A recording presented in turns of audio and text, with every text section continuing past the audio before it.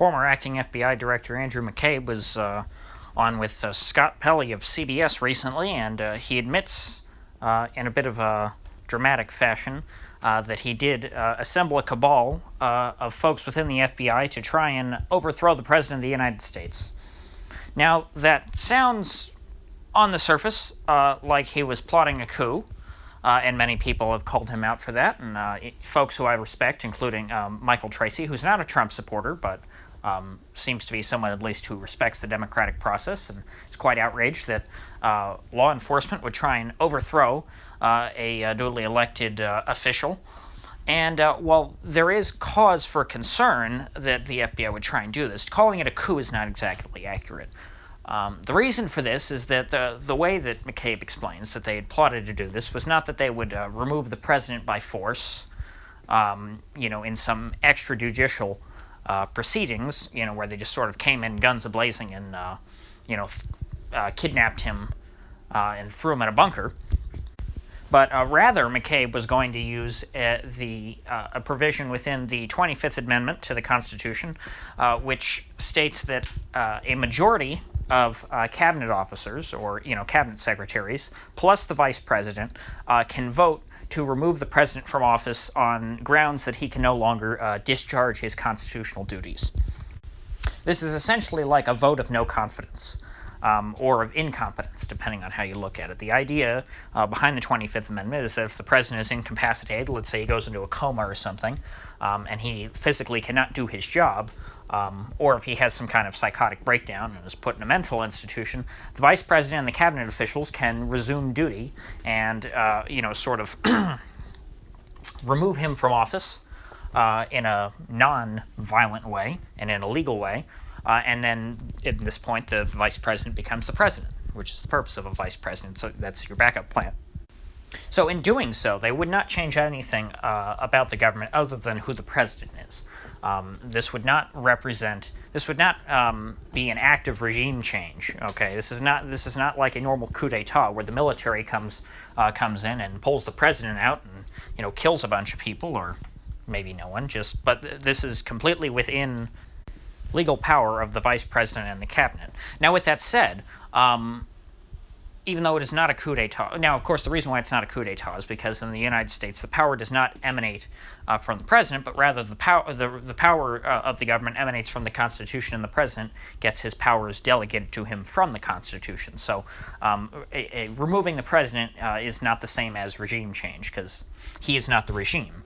The Constitution is the regime. Now, with all that said, even though this is not technically a coup, this should be very concerning, because even though it was not technically an attempted coup, you still have law enforcement trying to overthrow the President of the United States because they didn't like him, which is something that we've never really seen in U.S. history.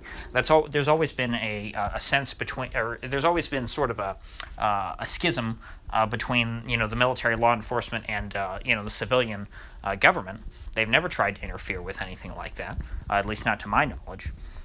And it's part of the reason why, the American government, for better or for worse, has a lot of credibility in the world, because it does have that long history of civilian leadership without shenanigans going on. There's no sense that if the American people vote for the wrong person, that person's going to be overthrown in a coup, which, frankly, even though, like I said, this is not technically a coup, but it would have the same effect.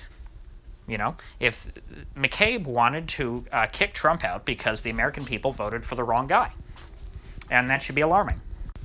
And with that said, if this had happened in any other country, as some have pointed out, if this, say, happened in Venezuela, which quite did recently, where people are trying to overthrow the president through a constitutional means, a lot of people would be quite alarmed and would rightfully call that a coup. The same thing would be true as if, the Guardia Civil tried to overthrow the Prime Minister of Spain right now, or if, the Spanish police tried to the French police tried to overthrow Macron.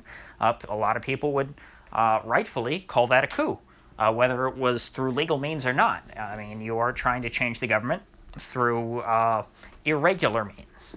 It's certainly irregular. It might not be illegal, but it's certainly irregular. So at that point, does the real definition of a coup, the legal and linguistic definition of a coup d'etat. Now remember, it's a French term, it's not even an English term, but it has a certain meaning in English.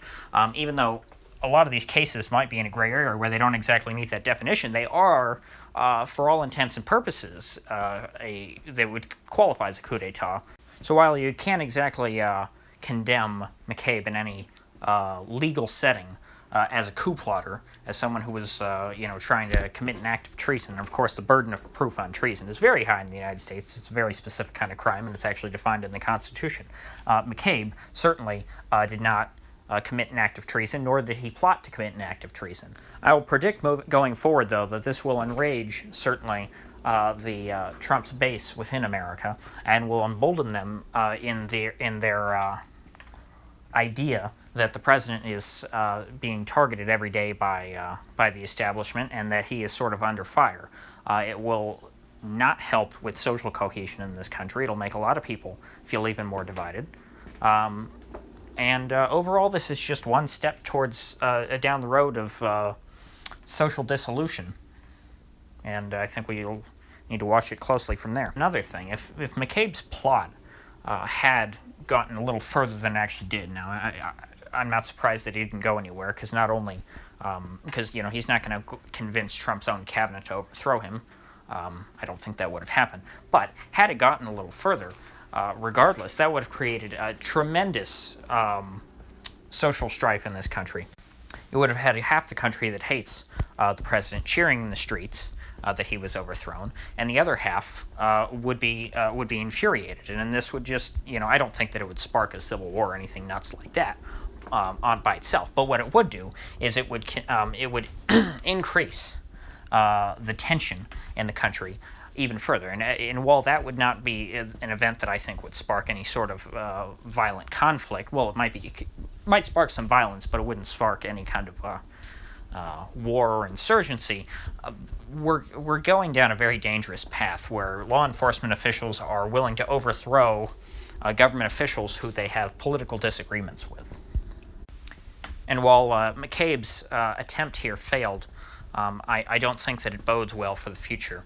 I think we're going to see more and more events like this occurring, and we're going to see more and more tension bubbling up in this country.